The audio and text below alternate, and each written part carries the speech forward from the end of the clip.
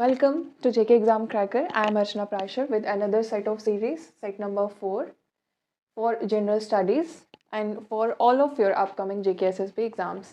So here is our first question. Which is the fourth country to sign the Just Energy Transition Partnership Deal? ठीक है, Just Energy Transition तो पहले इसके बारे में थोड़ा सा देख लेते हैं. ठीक है, Just Energy Transition मतलब basically it's a broad financing package. ठीक है, it's a broad financing package deal. ठीक है, सो मतलब ब्रॉड फाइनेंसिंग पैकेज मतलब ये फाइनेंस कर रही है, किसको कर रही है? उन कंट्रीज को जो फॉसिल डिपेंडेंट हैं. ठीक है, फॉसिल डिपेंडेंट है मतलब क्या कि जो क्या कर रहे हैं, जिनके एनर्जी रिसोर्सेज जो हैं वो क्या है, फॉसिल्स पे डिपेंड करते हैं. और फॉसिल में भी प्राइमरीली किसकी बात हो रही है? फॉसिल में भी प्राइमरीली कोल की बात हो रही है. ऐसी कंट्रीज जो अपने एनर्जी रिसोर्सेज के लिए सबसे ज़्यादा कोल पे डिपेंडेंट है, ऐसी कंट्रीज को फाइनेंस करने के लिए, उनके एनर्जी ट्रांजिशन करने के लिए ये जो है एक जो है पार्टनरशिप डील जो है वो एस्टैब्लिश की गई है. ठीक है, सो हमने बताना है कि विच is the fourth country. Fourth country बतानी है तो पहली तीन हमें पता होनी चाहिए. ठीक है, so they are Indonesia, South Africa and Vietnam. ठीक है, these are the three countries that had already signed this deal, Just Energy Transition Deal. So we are about to know the fourth one and the correct option is C, that is Senegal. So देखो आपको ये map दिख रहा होगा. Basically क्या है, ये Africa का मैप है. ठीक है, सो सेनेगल कहाँ पे है? सेनेगल आपका वेस्ट अफ्रीका में है. ठीक है, सेनेगल कहाँ है? वेस्ट अफ्रीका में. और वेस्ट अफ्रीका मतलब यहाँ पे. ठीक है, सॉरी. सो आपको अगर दिख रहा हो तो यहाँ पे है सेनेगल. ठीक है, so this is the map of Africa.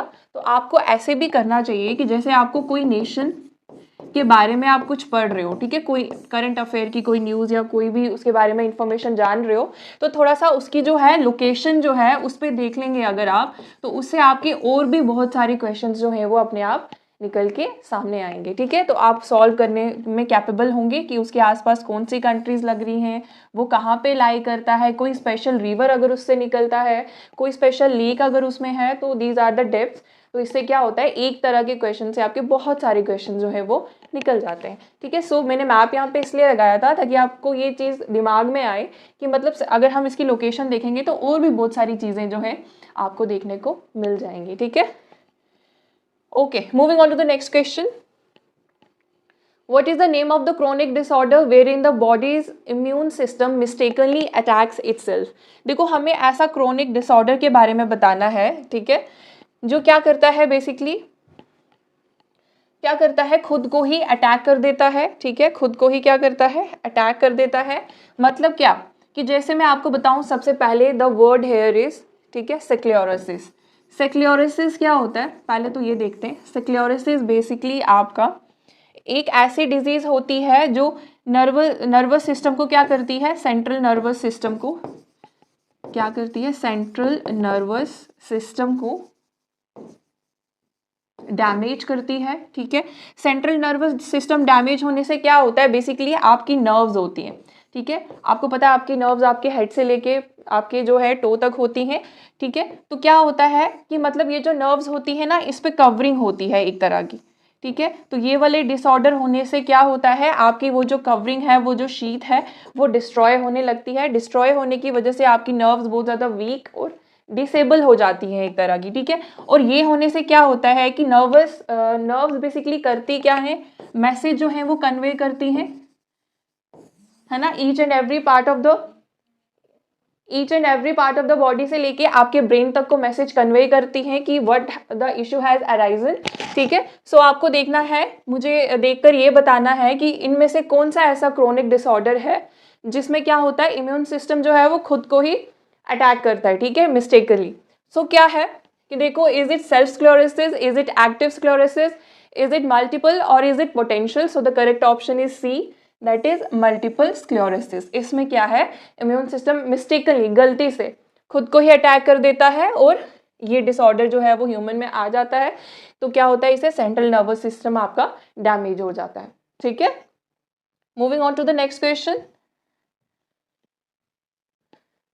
Which state UT introduced the country's first police drone unit? हमने बताना है इनमें से कौन सी स्टेट या यूटी है जिसने क्या किया है, कंट्री की पहली जो है वो drone system, police drone system. Drone आपको पता है, ठीक है, एरियल जो है डिवाइस है, मतलब ये क्या है बेसिकली स्मार्ट एरियल डिवाइस कहते हैं इसको, smart aerial device.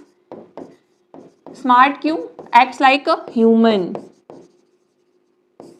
Not in all sense, मतलब एक्ट लाइक अ ह्यूमन।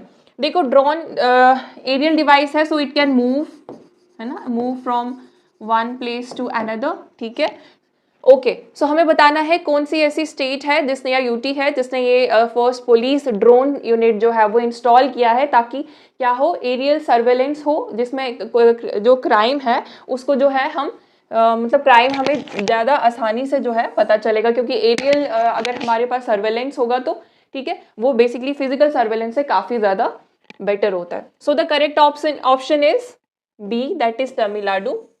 ठीक है, तो चेन्नई ने क्या किया है, तमिलनाडु में आपको पता है तमिलनाडु की कैपिटल है चेन्नई, वहां पे क्या है पहला पुलिस ड्रोन यूनिट जो है वो इंस्टॉल किया गया है। ठीक है, moving on to the next question. The Centralized Aviation Security Control Center has been inaugurated in which state or UT? Okay, हमें बताना है centralised aviation security control, the full form है CASC। ठीक है, CASC का एब्रीवेशन भी आपको पता चल गया, सेंट्रलाइज्ड एविएशन सिक्योरिटी कंट्रोल। ठीक है, सेंटर ये कहाँ पे इनागुरेट हुआ है, इज इट न्यू दिल्ली, ठीक है, is it Maharashtra, is it Punjab, ठीक है, और इज इट सिक्किम। ठीक है, तो ये किसने किया है, आपका CISF ने। ये सबसे पहले देख लेते हैं, CISF ने किया है। CISF क्या होती है ये बताएंगे आप, and the correct option is A, that is new Delhi. ठीक है, ये मैं बता दूं अगर, ठीक है, सेंट्रल इंडस्ट्रियल सिक्योरिटी फोर्स। ठीक है, it is one of the forces. ठीक है, okay, moving on to the next question. Chikri woodcraft which was seen in the news is associated with which state और यूटी? ठीक है, अभी अभी ये जो वुडक्राफ्ट है ये काफ़ी न्यूज़ में था। ठीक है, तो हमें बताना है कि इनमें से कौन सी स्टेट या यूटी से चिक्री वुडक्राफ्ट जो है वो बिलोंग करता है। ठीक है, तो सबसे पहले आंसर देख लेते हैं। The correct option is B, that is Jammu and Kashmir. ये न्यूज़ में क्यों था, क्योंकि इसको अभी अभी GI टैग मिला है। ठीक है, GI टैग मतलब फुल फॉर्म भी आ सकती है कभी, ठीक है, आप सबको पता ही होगी, ज्योग्राफिकल इंडिकेशन। ठीक है, ज्योग्राफिकल इंडिकेशन, ठीक है, किसी भी प्रोडक्ट का क्या ज्योग्राफिकल लोकेशन मतलब हमें बताता है, ठीक है, कि फ्रॉम वेयर इट बिलोंग्स। ठीक है, तो ज्योग्राफिकल इंडिकेशन टैग मिला है अभी अभी इसको, जम्मू कश्मीर से ये बिलोंग करता है, ये आपको पता चल गया। अब जम्मू कश्मीर कहाँ से करता है, कौन सी डिस्ट्रिक्ट से, ये क्वेश्चन भी बन सकता है आपका, तो हम देख लेते, ये राजौरी से बिलोंग करता है, डिस्ट्रिक्ट राजौरी से।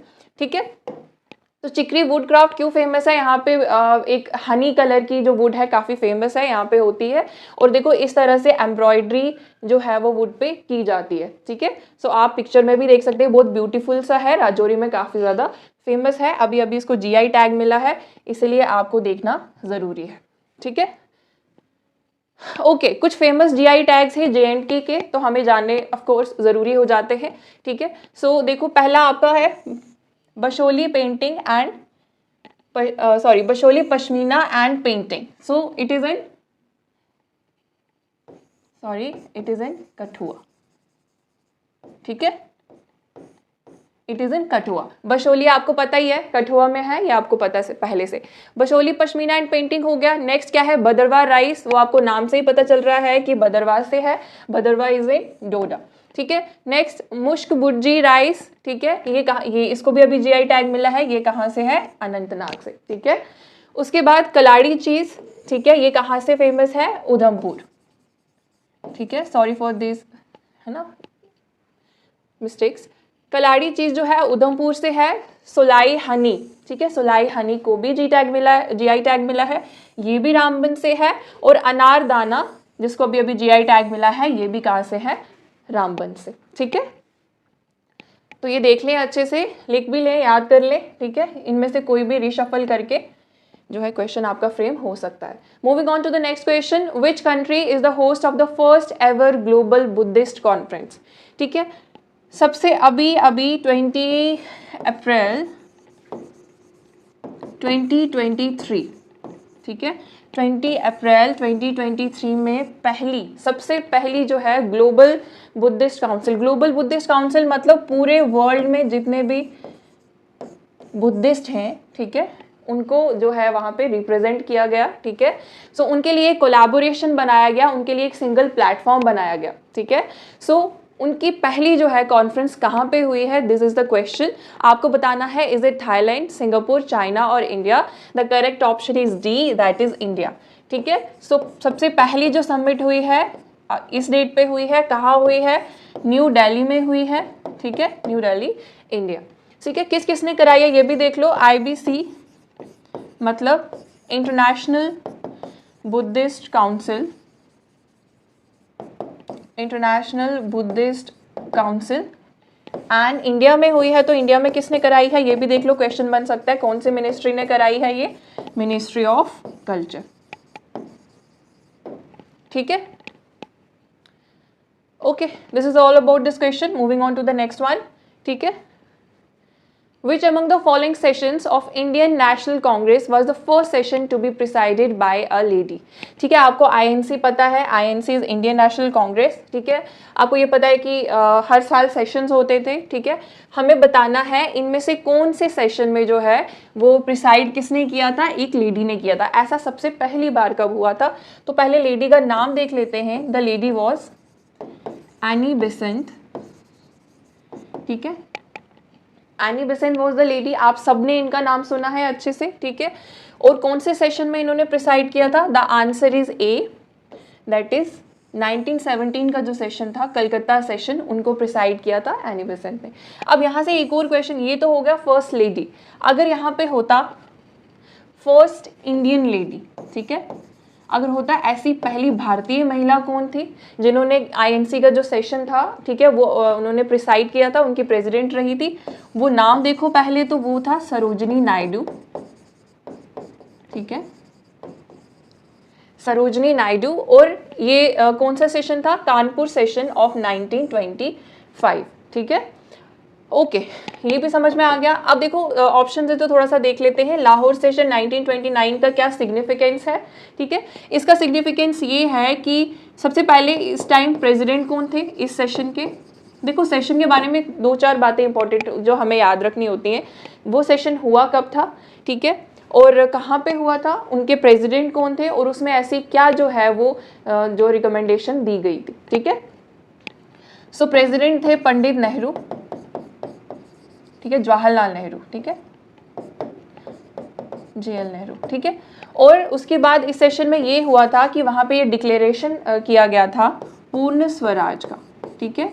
किसका डिक्लेरेशन किया गया था, पूर्ण स्वराज का, ठीक है, कि पूर्ण स्वराज हमें कब मिलेगा, ठीक है, इन 1930 को हर इंडियन जो है वो अपना इंडिपेंडेंस डे सेलिब्रेट करेगा, ठीक है। ये ऐसा रिकमेंडेशन जो है उस पर दिया गया था।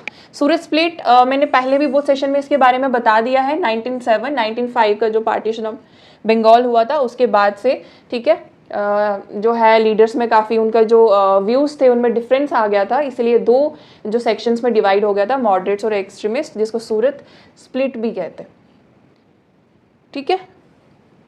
Moving on to the next question. In 1940, Vinoba Bhave started individual satyagraha from. Okay, 1940 में खास बात क्या है, एक 1940 की अगस्त ऑफर, 1940 डेट दिमाग में आते ही हमें ना थोड़ा सा अगस्त ऑफर के बारे में। अगस्त ऑफर में बेसिकली ब्रिटिशर्स ने, जैसे अपनी लैंग्वेज में बोले तो एक लॉलीपॉप दिया था इंडियन को, ठीक है, कि मतलब क्या होगा, मतलब ये होगा कि आपको जो है डोमिनियन स्टेटस जो है हम दे देंगे नेक्स्ट ईयर, ठीक है, ये प्रॉमिस किया था उन्होंने।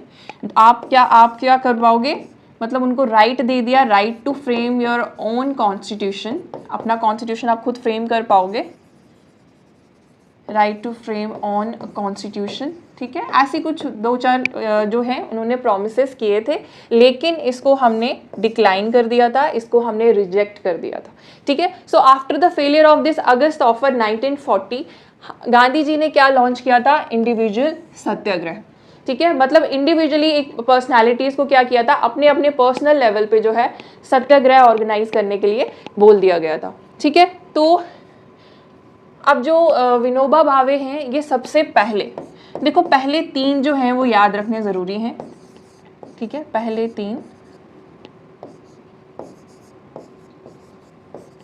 सबसे पहले थी विनोबा भावे, विनोबा भावे, दूसरे थे पंडित नेहरू, JL नेहरू मतलब जवाहरलाल नेहरू, ठीक है, और तीसरे थे ब्रह्मदत्त, ठीक है। बस आप 3 याद रखें, ठीक है, ये ज़रूरी है, ठीक है। तो उसके बाद अब क्वेश्चन पे आते हैं, विनोबा भावे ने कब स्टार्ट किया था इंडिविजुअल सत्याग्रह, तो the answer is C, that is कहाँ किया था, सॉरी, पवनार महाराष्ट्र में, ठीक है। You need to remember this, क्योंकि पहले थे तो कहाँ पे हुआ ये आपको याद रखना ज़रूरी है, ठीक है। Okay, moving on to the next question. In the 18th century, ठीक है, the development of cotton industries in Britain resulted in, इनमें से क्या मतलब क्या हुआ था जब डेवलपमेंट हो रही थी कॉटन इंडस्ट्रीज़ की ब्रिटेन में। आपको पता ही है कि डेवलपमेंट जितनी भी हुई है कॉटन इंडस्ट्रीज़ की ब्रिटेन में, वो किसकी वजह से हुई है, इंडिया की वजह से हुई है। जितना भी रॉ मटेरियल था वो क्या था, इंडिया से ही जाता था, है ना। तो क्या है कि देखो, थोड़ा सा देख लेते हैं इसके बारे में। अब देखो क्या है कि 18th सेंचुरी आप सब जानते हैं, तब क्या हुआ था, जो इंडस्ट्रीज़ हैं ब्रिटेन में डेवलप होना शुरू हुई थी, और मेजरली वो क्या थी, टेक्सटाइल इंडस्ट्रीज़ थी, है ना। और उनका जो रॉ मटेरियल है वो कहाँ से जाता था, वो इंडिया से जाता था, ठीक है। रॉ मटेरियल इंडिया से जाता था, ये बात आपको समझ में आ गई। अब देखो खुद देखते हैं कि क्या हो सकता है, increase in demand of Indian textile in Britain, Indian textile की डिमांड नहीं बढ़ी थी, ठीक है। इसमें से हमें वहाँ पे इंडियन जो रॉ मटेरियल है टेक्सटाइल के लिए उसकी डिमांड बढ़ी थी, ठीक है। So this one is incorrect, ठीक है। Decline of textiles production in India, हाँ ये तो हुआ था, इसको बाद में देखते हैं। Increase in demand of Indian textile in India, Indian textile की डिमांड कहाँ से बढ़ेगी इंडिया में, यहाँ तो रॉ मटेरियल ही उठा के ले जाते थे, ठीक है। Decline of British textile industries in India, नहीं ऐसा बिल्कुल भी नहीं है। So the correct answer is option B, that is decline of textile production in India, ठीक है। 18th सेंचुरी में जो ब्रिटेन में ज़्यादा से ज़्यादा कॉटन इंडस्ट्रीज डेवलप हो रही थी, उससे क्या हो रहा था, इंडिया में टेक्सटाइल प्रोडक्शन जो है वो कम हो रही थी। क्यों, क्योंकि सारा जो रॉ मटेरियल ही था वो पहले ही ब्रिटेन चला जाता था, ठीक है। Okay, moving on to the next question. Which is the longest lake of India, हमें बताना है इनमें से लॉन्गेस्ट लेक कौन सी है इंडिया की, ठीक है। Is it Sambhar lake, is it Kolleru lake, is it Vembanad lake, is it Roopkund lake, ठीक है। सो सांबर लेक कहाँ पे, आप सब बताओ, ठीक है। सांबर लेक अगर आप बताएंगे तो सांबर लेक जो है वो राजस्थान में है, ठीक है। Sambhar lake is in Rajasthan, ठीक है। सांबर लेक आपकी राजस्थान में है, पहले देख लेते हैं लोकेशंस। कोलेरू लेक आपकी आंध्र प्रदेश में है, आंध्र प्रदेश, ठीक। वेम्बनाड लेक आपकी केरल में है, ठीक है। और रूपकुंड लेक आपकी उत्तराखंड में है, ठीक है। ओके, अब हम बताएंगे लॉन्गेस्ट लेक कौन सी है। So the correct answer is option C, that is Vembanad lake. तो लॉन्गेस्ट देख रहे हैं तो स्मॉलेस्ट नहीं देखेंगे, क्योंकि क्या है कि रेनफॉल से कहीं भी अगर पानी एक्यूमुलेट हो गया तो वो लेक हो जाता है, इसलिए स्मॉलेस्ट लेक आपको कभी क्वेश्चन में आएगा नहीं। सो लॉन्गेस्ट हो गया, स्मॉलेस्ट हो गया, तो हम देख लेते हैं इसके साथ ही हाईएस्ट लेक इन इंडिया कौन सी है ना। Highest lake in India, so it is something Chaumali lake, ठीक है। ये कहाँ पे है, सिक्किम, ठीक है। ओके, हमने लोकेशंस भी देख ली, हाईएस्ट भी देख लिया, आंसर भी देख लिया। Moving on to the next question. Which of the following agricultural practices have been primarily responsible for pollution of our water resources? इनमें से कौन सी ऐसी एग्रीकल्चरल प्रैक्टिसेस हैं या प्रैक्टिस है जो पोल्यूशन वाटर रिसोर्सेज को पल्यूट करने के लिए मेजरली प्राइमरीली रिस्पॉन्सिबल हैं? ठीक है, so use of livestock manure. Livestock manure का क्या मतलब हुआ, पहले तो आप ये बताएं। ठीक है, लाइवस्टॉक मैन्योर का मतलब होता है जितने भी आपके एनिमल्स बर्ड्स वगैरह हैं उनका मैन्योर, उनका वेस्ट। ठीक है, समझ आ गया।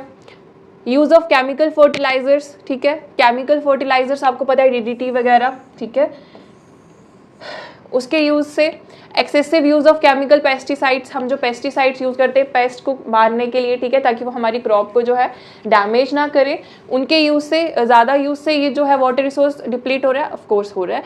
सो लास्ट में क्या है, डिफॉरेस्टेशन। ठीक है, कटिंग ऑफ ट्री से भी होता है।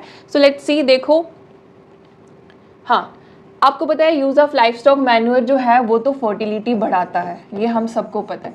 ठीक है, ये तो मुझे लग रहा है बताने की इसमें कोई बात ही नहीं है। ठीक है, यूज ऑफ केमिकल फर्टिलाइजर्स, हाँ ठीक है करता है। ठीक है, excessive use of chemical pesticides, देखो ये वाटर रिसोर्सेज को डिप्लीट नहीं करते। ठीक है, बेसिकली हम इनको स्प्रे करते हैं क्रॉप पे ही, तो वाटर से इतना ज़्यादा प्राइमरीली जो है मेजरली हाँ इनडायरेक्टली इफेक्ट करता है पर प्राइमरीली इफेक्ट नहीं करता।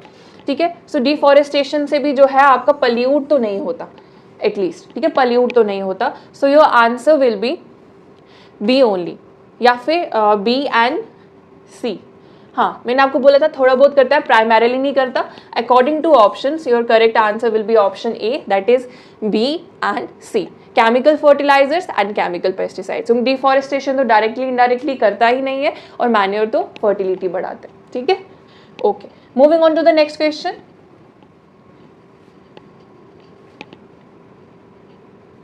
India's forest sponge iron plant is at, India का जो फॉरेस्ट स्पॉन्ज आयरन प्लांट है वो कहाँ पे है इनमें से? कोथागुदम, कुरनूल, कुदापा या फिर कावरती। ठीक है, सो आपको बताना है। देखो द करेक्ट ऑप्शन इज, सीधा ही देखते हैं इसको। ठीक है, ए दैट इज दैट इज कोथागुदाम। ठीक है, कोथागुदाम बेसिकली एक प्लेस का नाम है जहाँ पे इंडिया का पहला जो है फॉरेस्ट स्पॉन्ज आयरन जो है वो प्लांट जो है वो इस्टेब्लिश हुआ था। और ये कहाँ पे है, फटाफट से ये देखो, ये कर्नाटका में है। ठीक है, अच्छा ये कब बना था, एस्टैब्लिश हुआ कब था? In the year of 1982। और किसके टाइम पे हुआ था? प्रेसिडेंट ने इसको इनॉग्रेट किया था। और उस टाइम प्रेसिडेंट कौन थे आपके? ज्ञानी झैल सिंह जी। ठीक है, तो this is all about forest sponge iron plant. ठीक है, moving on to the next question. Okay, what is hibernation? इनमें से हमें बताना है कि हाइबरनेशन क्या होता है। ठीक है, हाइबरनेशन क्या होता है? हाँ, ये विंटर स्लीप होती है, समर स्लीप होती है, या फिर adaptation of animals to escape from predators, या फिर all of the above. Your correct option is A, very simple, winter sleep. ठीक है, winter sleep को हम क्या बोलते हैं? hibernation. ठीक है, ओके, तो हाइबरनेशन देख लेते हैं। विंटर स्लीप आप समझ ही गए हो। ठीक है, सर्दियों में के टाइम में क्या होता है? सर्दियों के टाइम में कुछ एनिमल्स जो है वो लॉन्ग स्लीप के लिए चले जाते हैं ताकि उनको क्या है, तब जो खाने की चीज़ें हैं वो काफ़ी कम होती हैं, तो वो अपना टाइम जो है वो पीरियड सो के निकालते हैं। ठीक है, एग्जाम्पल्स आपको पता है, मेजरली स्नेक्स, बियर्स। ठीक है, स्नेक्स, बियर्स। ठीक है, जो भी मतलब स्पेशली स्नो में होते हैं जो, ठीक है, स्नो बियर्स। ठीक है, तो ये सारी क्या है, ये हाइबरनेशन के लिए चले जाते हैं, यानी विंटर स्लीप के लिए चले जाते हैं। ठीक है, moving on to the next question. The southern most port in India is located in the state of, इनमें से कौन सा जो है पोर्ट वो साउदर्न मोस्ट पोर्ट है जो इनमें से कौन सी स्टेट में लाई करता है? सबसे पहले तो देख लेते हैं नाम क्या है साउदर्न मोस्ट पोर्ट का। So the southern most port जो है इंडिया का, उसका नाम है ट्यूटिकॉन पोर्ट। ठीक है, ट्यूटिकॉन पोर्ट। और ये नाम आपको समझ में आ गया, अब आप बताओगे ये कहाँ पे है। So the correct option is B, that is in Tamil Nadu. ठीक है, moving on to the next question. Which among the following rivers in erstwhile Jammu and Kashmir state is one of the tributaries of Indus River? erstwhile मतलब जब जम्मू कश्मीर लद्दाख एक ही था। देखो ये बात मैंने आपको पहले भी बताई थी, ठीक है, कि इंडस रिवर, पहले हम कहते थे इंडस रिवर जो है सिर्फ इंडिया के JNK से होके गुजरती है, ठीक है, फ्लोज ओनली थ्रू JNK, ठीक है, लेकिन अब हम नहीं बोल सकते JNK क्योंकि बेसिकली JNK के लद्दाख से ये होके गुजरती थी एंड लद्दाख अब हमारी JNK का जो पार्ट है वो नहीं है, ठीक है, it's a different union territory, ठीक है। सो अर्स्टवाइल की बात हो रही है तो हम इसको जम्मू कश्मीर में कंसीडर कर सकते हैं, ओके। अब हमने बताना है इनमें से कौन सी जो है वो इंडस रिवर की ट्रिब्यूटरी है। So the correct option is C, that is शोक रिवर, ठीक है। तो ये नाम हैं तो इनको भी देख लेते हैं, आपकी दूध गंगा, विषव और रामबियारा, ये तीनों एक ही रिवर की ट्रिब्यूटरीज हैं, ठीक है, और वो रिवर का नाम है झेलम, ठीक है। So the river is Jhelum, okay. अब आपको तीन इसकी ट्रिब्यूटरीज के नाम भी यहाँ से समझ में आ गए, so you need to remember this. Moving on to the next question. Which of the following handloom products from Jammu and Kashmir has been given the GI tag by the geographical indication geographical indication। अब देखो मैंने आपको पहले ही बताया कि JNK में किन किन को GI टैग जो है वो मिल चुका है। अब ये है जियोग्राफिकल इंडिकेशन रजिस्ट्री इन इंडिया।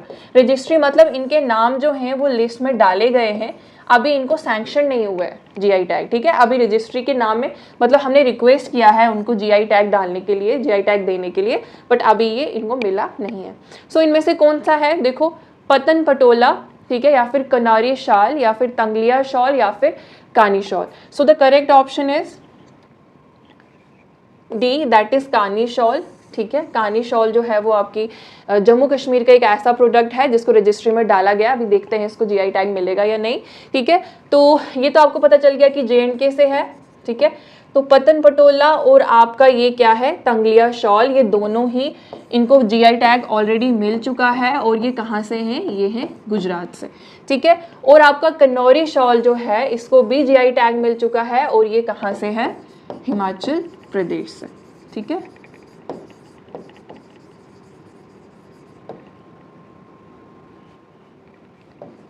ठीक है, moving on to the next question. The flood spill channel to relieve the strain on the Jhelum River in Jammu and Kashmir was constructed in which year? ठीक है, not that much important question, ठीक है, मतलब कोई specific information इसके लिए नहीं है, so you need, it's a factual question, you need to remember it, ठीक है। कि फ्लड स्पिल चैनल जो है क्यों बनाया गया, बेसिकली ये कि झेलम से जो है, आपको पता है झेलम कहाँ है, it is near to the city of Srinagar, ठीक है, सिटी के बिल्कुल साथ से बहती है, तो ताकि सिटी में जो है फ्लड्स ना आए उसके लिए क्या है, फ्लड्स जो ये चैनल है फ्लड स्पिल चैनल, ठीक है, उसका 80% झेलम का वाटर जो है ये डाइवर्ट करती है, ठीक है, स्पिल करती है, ताकि क्या हो, एक जगह पे फ्लड ना आए, ठीक है। सो ये चैनल जो है ये जो रिलीव करने के लिए water strain on the Jhelum river in Jammu and Kashmir was constructed in the year 1904, okay. Moving on to the next question. The shrine of Baba Chamlyal is located in the district of Jammu and Kashmir. ये तो आपको समझ में आ गया, ये shrine पहली बात Jammu and Kashmir में है, हमें देखना है कि कौन सी डिस्ट्रिक्ट में है, ठीक है। So is it Ramban, Reasi, Doda या फिर Samba? Your correct option is D, that is Samba. थोड़ा सा देख लेते हैं इनके बारे में। देखो बेसिकली ये जो श्राइन है ये बिल्कुल रेड क्लिफ लाइन पे बनी है। अब रेड क्लिफ लाइन के बारे में सबको पता होगा जिन लोगों ने पुराने सेट्स देखे हैं मेरे, ठीक है। Red Cliff line basically India, Pakistan और एंड इंडिया, बांग्लादेश के बीच में जो लाइन ड्रॉ हुई है, ठीक है, उसको हम बोलते हैं red Cliff line. The history I have told already, ठीक है। सो ये श्राइन उस लाइन पे है एग्जैक्टली, मतलब इंडिया और पाकिस्तान के बिल्कुल लाइन पे ये जो श्राइन है ये बनी है सांबा डिस्ट्रिक्ट में, 42 और 43 kilometres away from Jammu city, ठीक है। और इसकी सबसे खास बात ये है कि यहाँ पे इंडिया पाकिस्तान दोनों के लोग आते हैं, ठीक है, और हिंदू मुस्लिम्स दोनों आते हैं, ठीक है। बेसिकली ये अभी थोड़ा सा डिस्प्यूटेड मतलब सिनारियो है यहाँ पे कि बाबा चमलियाल जो हिंदू लोग हैं वो कहते हैं कि वो हिंदू सेंट थे, ठीक है, और मुस्लिम्स लोग कहते हैं कि वो क्या थे, मुस्लिम सेंट थे, ठीक है। मुस्लिम मतलब प्रॉफिट मोहम्मद के ही कुछ कंसीडर करते हैं कि उनके ही मतलब आगे सक्सेसर में से थे, लेकिन दे आर जस्ट मतलब क्लेम्ड ओनली, ठीक है, अभी श्योर नहीं है। तो यहाँ पे हिंदू लोग भी विजिट करते हैं, मुस्लिम लोग भी विजिट करते हैं, so it's a beauty of this shrine, ठीक है। Okay, moving on to the next question. Dash is the everlasting green valley lying on the northeast of Bhadarwa town of Doda district। हमें बताना है everlasting green valley मतलब जो हमेशा green रहती है, ठीक है। everlasting green valley most of the time green रहती है, ये कहाँ पे है, ईस्ट भदरवा, मतलब डोडा के जो है, डोडा में आपको पता है भदरवा है, उसके ईस्ट साइड पे ये वैली है। सो इस वैली का नाम बताएं, is it Jay valley, is it Dubra valley, is it Sharavati valley और इज इट साइलेंट वैली, ठीक है। So the correct option is A, that is Jay valley. ये आपको याद रखना है। अब ये वैली है तो इनको भी देख लेते हैं थोड़ा सा। तो नुब्रा वैली जो है आपकी लद्दाख में है, ठीक है।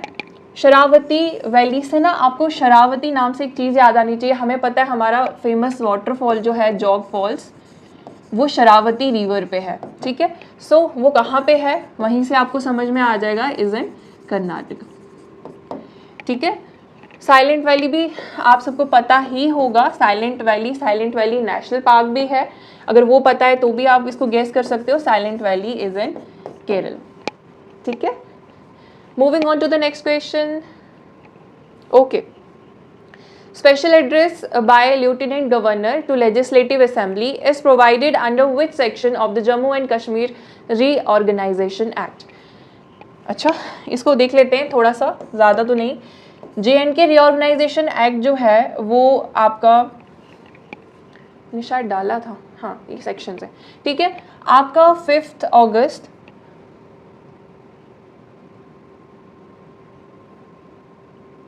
5 अगस्त, ठीक है, 5 अगस्त 2019, ठीक है। इसमें क्या हुआ था, प्रेजेंटेड एंड, ठीक है, प्रेजेंट भी किया गया था और पास भी कर दिया गया था उसी दिन, ठीक है।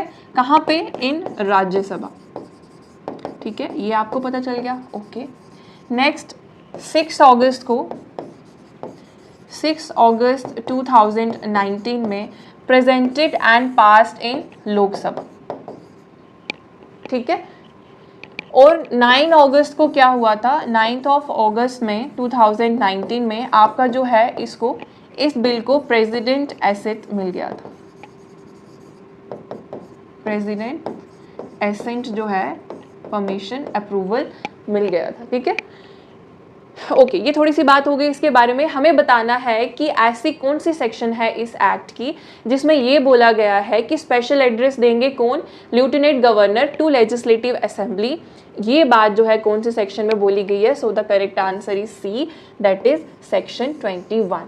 एक सेक्शन आपको पता चल गई, ऑप्शन है इनको भी देख लेते हैं, ठीक है। देखो सेक्शन 16 जो है वो क्या बोलती है, आपका ऑप्शन था सेक्शन 16 पहला, 8 और 5 देखेंगे। 16 मतलब कहती है, ठीक है, qualification for membership of legislative assembly.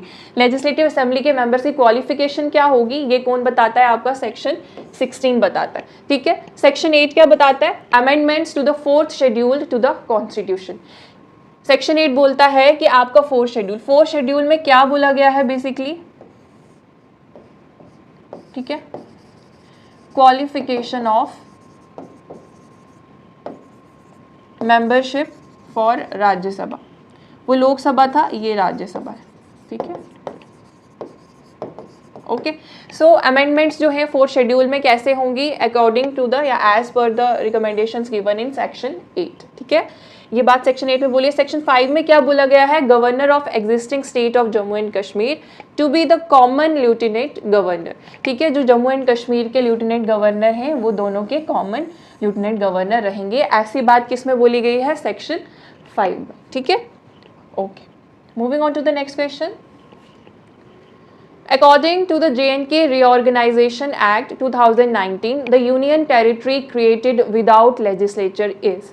ठीक है, आपको ये सबको पता है, ठीक है, कि रिऑर्गेनाइजेशन एक्ट में दो जो हैं वो हमारी यूटीज बनी थी, एक थी लद्दाख और एक थी J&K, ठीक है, ये सबको पता है। और लद्दाख जो है वो विदाउट लेजिस्लेचर है ना, और J&K जो है वो विद लेजिस्लेचर रहेगी हमारी यूनियन टेरिटरी, ठीक है। जैसे दिल्ली है, अच्छा हमने किसका मॉडल जो है वो कॉपी किया है, ठीक है, पहले भी बहुत सारी यूनियन टेरिटरीज थी विद लेजिस्लेचर, पर हमने एग्जैक्टली मॉडल किसका फॉलो किया है ये आप देख सकते हैं, पुडुचेरी, ठीक है, यूनियन टेरिटरी पुडुचेरी का मॉडल जो है वो J&K में भी एग्जीक्यूट होगा, ठीक है, okay. So the answer is A, that is Ladakh, ठीक है, okay. Moving on to the next question, the Jammu and Kashmir reorganisation act 2019, हम कश्मीर एक्ट JK एक्ट पे, रीऑर्गेनाइजेशन एक्ट पे काफ़ी सारे क्वेश्चंस फ्रेम हो गए और बहुत इंपॉर्टेंट सेक्शन है ये JK SSP के सिलेबस का और फेवरेट पार्ट है, ठीक है। So Jammu and Kashmir reorganisation act 2019 जो है, इसको प्रेसिडेंट एसेंट कब मिला था ये मैंने आपको पिछले क्वेश्चन में ही बता दिया, ठीक है। अच्छा डेट नहीं बताई थी, ठीक है, बताई थी, ठीक है। So it's 9th of August 2019 जब क्या हुआ था, प्रेसिडेंट का एसेट इस बिल को मिल गया था, ठीक है, okay. Moving on to the next question, which of the following places of Kashmir is famous for saffron, ठीक है। देखो कश्मीर J&K ऐसे तो हमें पता ही है इज फेमस फॉर सैफ्रॉन, ठीक है, GI टैग भी मिला है उसको, ठीक है। सैफ्रॉन के बारे में कुछ देखें तो सैफ्रॉन की एक लोकल वैरायटी है जो यहाँ पे होती है जिसको हम ज़ेफ़्रॉन बोलते हैं, ठीक है, और उसके बाद इसको GI टैग मिला है, बिल्कुल ठीक है, और ये करेवा सॉइल्स पे होता है, ठीक है। I have already told the details about it, ठीक है, ठीक है, ओके। सो सैफ्रॉन इनमें से कौन सी जगह पे है पर्टिकुलरली हमें बताना है, Srinagar, Pampore, Anantnag and Shopian. I hope you all know that option B is correct, that is Pampore, ठीक है। Moving on to the next question, जल्दी जल्दी, Which of the following options are incorrect with the reference to passes found in the Pir Panjal range, ठीक है। Pir Panjal range में इनमें से कौन से जो हैं वो, हाँ ये पास फाउंड करता है, हाजीपुर करता है या नहीं, बनिहाल, खरदुंगला, ठीक है, या फिर इन ये दोनों करते हैं या तीनों करते हैं या सिर्फ एक करता है, हमें ये बताना है, ठीक है। सो देखो इसमें क्या है, आपका हाजीपुर पास है, हाजीपुर पास जो है आपके पीर पंजाल रेंज में बिल्कुल भी लाई नहीं करता, ठीक है। उसके बाद बनिहाल पास बिल्कुल आपके पीर पंजाल रेंज में ही है, और खारदुंगला पास भी आपका पीर पंजाल रेंज में भी है। इसका मतलब only second and third, C is your correct answer, ठीक है, okay. Next question is, given below is a sequence of districts of the Union Territory of J&K arranged in the north to south direction. Identify the correct option. देखो ये J&K की districts हैं 4, ठीक है, हर option में हमें बताना है north to south correct sequence, ठीक है। तो देखो मैप भी है बहुत ब्यूटीफुल सा आपके सामने, ओके। देखो आपको दिख रहा है बांदीपुरा है, फिर गांदरबल है ना, फिर पुलवामा, श्रीनगर, ठीक है, अनंतनाग है, फिर कुलगाम नीचे, उसके बाद रियासी, फिर जम्मू, फिर सांबा, ठीक है। थोड़ा सा हम ऐसे नॉर्थ टू साउथ देख रहे थे, अब ऑप्शंस के अकॉर्डिंग देखते हैं। So Ganderbal, Anantnag, Ramban, Jammu, yes Ganderbal, Anantnag, okay, Ramban and Jammu, ये सीक्वेंस तो ऑलमोस्ट करेक्ट है। नेक्स्ट देखते हैं जम्मू, अनंतनाग, रामबन, ओहो जम्मू तो सबसे नीचे है तो ऊपर तो हो ही नहीं सकता, ठीक है।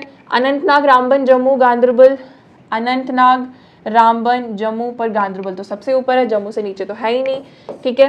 गांदरबल, अनंतनाग, जम्मू, रामबन, गांदरबल, अनंतनाग, जम्मू, फिर से वही बात, तो ठीक है।